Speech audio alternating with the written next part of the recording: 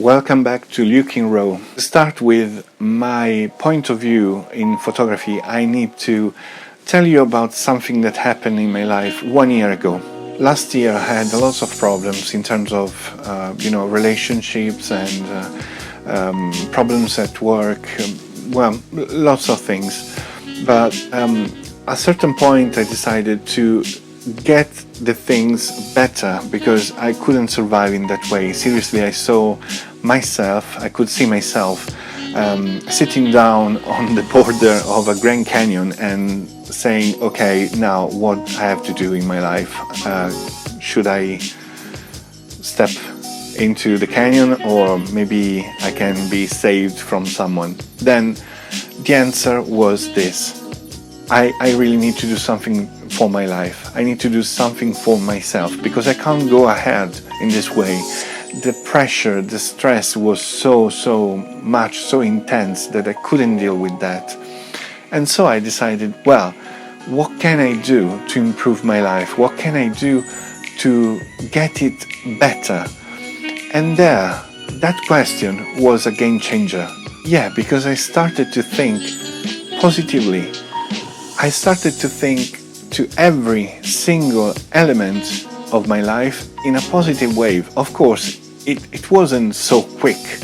I spent a lot of time to do that, but just to cut it short, well, it worked. It worked because I decided to be happy.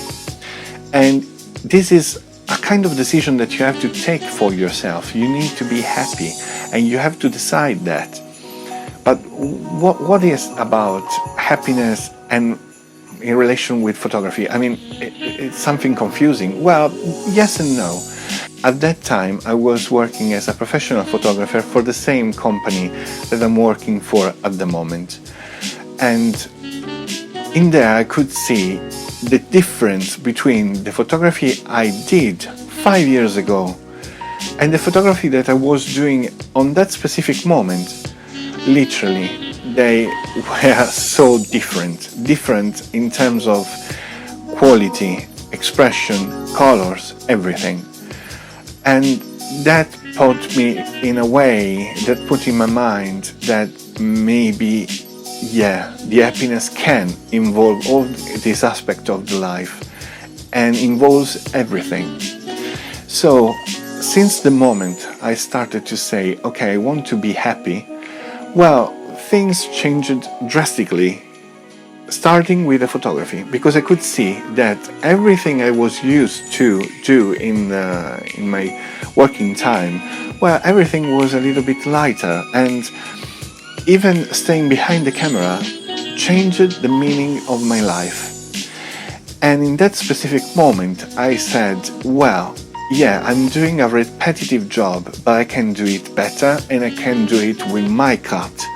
So it was seriously a game changer. And another important thing is that you have to challenge yourself, and you have to learn constantly. And this is true not only for photographers, but for everyone that works into the fine arts, or even just in the art. Okay?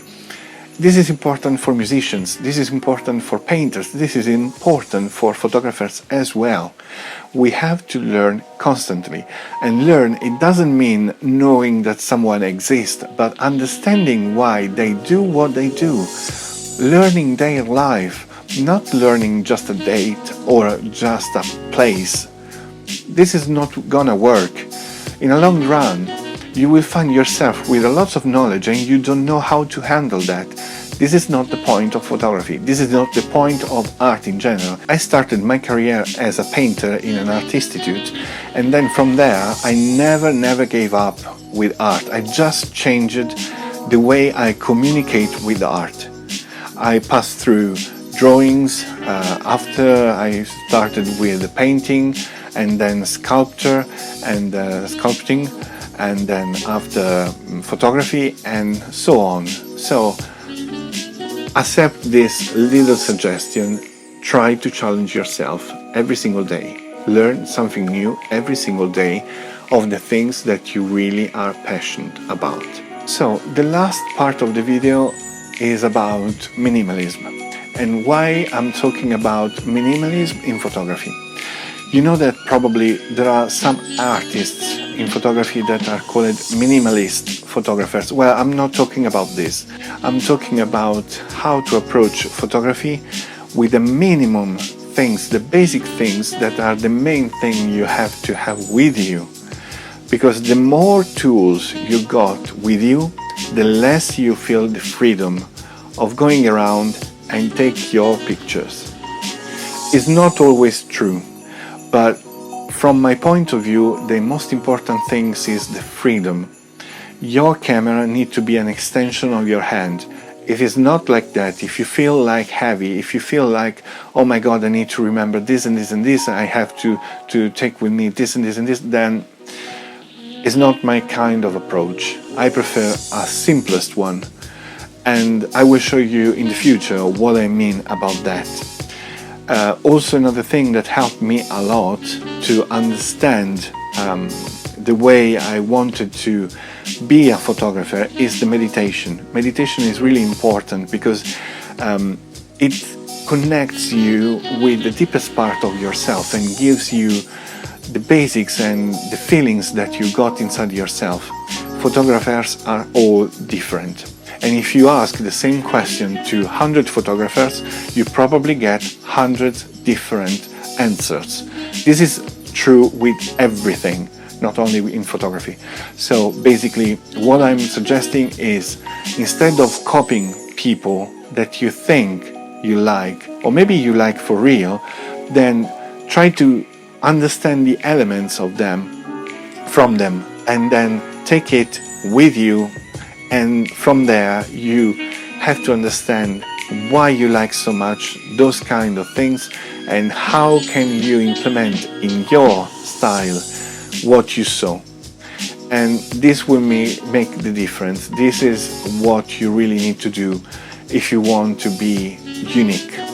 Every one of us has an entire world inside, and if this world is not going to connect with the others, well, you feel like frustrated, you feel like entrapped, and this is not going to end in something good for your life, and especially in photography, because you will see always that something is missing on your production.